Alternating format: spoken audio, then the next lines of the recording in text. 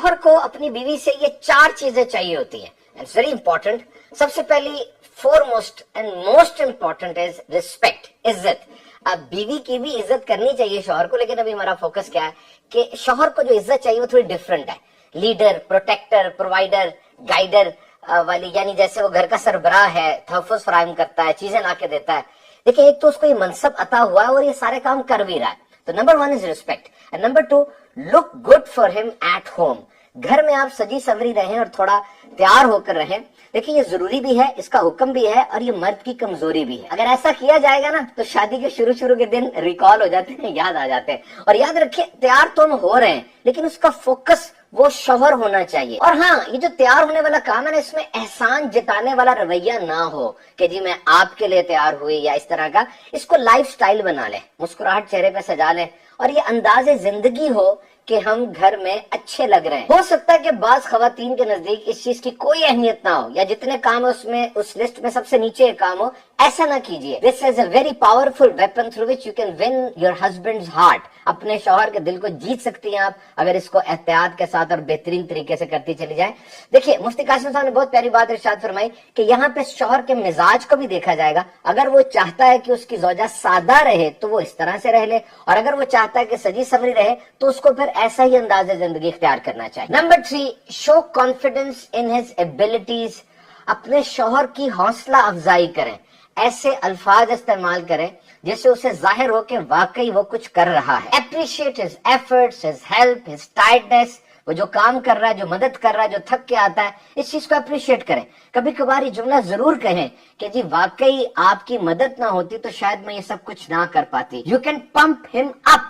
इस तरीके से आप एक नई एनर्जी भर देती हैं अपनी शौहर के अंदर और वो बहुत अच्छे अंदाज से आपको सर्व करेगा और इन्वॉल्व होगा घर के मामला। नंबर 3, इधर की उधर उधर की इधर। यानी अब जो आपका खानदान बना, आपकी सास है, ससुर है, नंद है और घर के दीगर अफराद हैं, इनके बारे में बातें, इनके बारे में कोई लूज टॉक वो अपने पहले वाले घर में जो आपके अपने सक्के माँ बाप है, बहन भाई हैं, उनके साथ ना करें।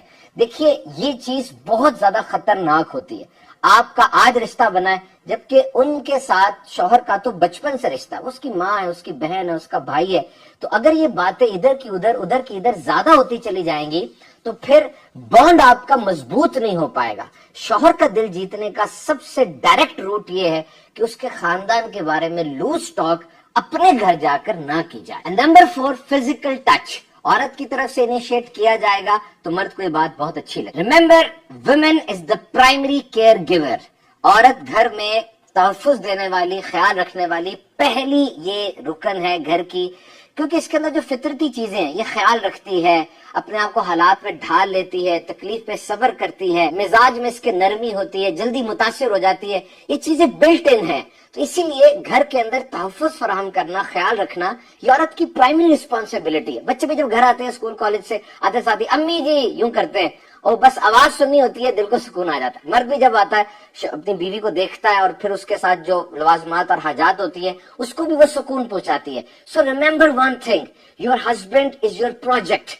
तमाम जो खवातीन है उनके लिए ये बहुत जबरदस्त एक गाइडलाइन है कि आपका शौहर आपके लिए एक प्रोजेक्ट है। और याद रखिए, एक इंसान अपने प्रोजेक्ट को सही तरीके से उसी वक्त मुकम्मल कर सकता है जब उसे प्रोजेक्ट के बारे में पता होगा, उसे अपनी असाइनमेंट का पता होगा, तभी वो उसको हल करेगा ना। तो बातें करते रहें, पूछते रहें कि आप क्या चाहते हैं, कारोबार करना है, जॉब करनी है, बच्चों के बारे में आपके एम्बिशन क्या है, घर के बारे में आपकी सोचें क्या है। जब आपको अपने प्रोजेक्ट के बारे में सब कुछ पता चल जाएगा तो अब उसको करना आपके लिए आसान हो जाएगा। और इन 3 चीजों से भी बचना है। अगर मर्द ये महसूस करता है कि उसको जज किया जा रहा है, उसकी एक एक चीज पर नजर रखी जा रही है, बहुत ज्यादा नोट किया जा रहा है, तो वो इससे चिढ़ जाता है। Number 2, neuroticism. यानी कुछ खवातीन का अंदाज ऐसा होता है, कभी उनका मूड एकदम से ऊपर चला जाएगा बहुत खुश और एकदम से नीचे आ जाएगा बहुत गुस्से में। इस चीज को भी मर्द की फितरत वो पसंद नहीं करती। नंबर 3, ऐसा कोई काम ना किया जाए जिससे शौहर वो जेलसी फील करे, उसको जलन महसूस हो।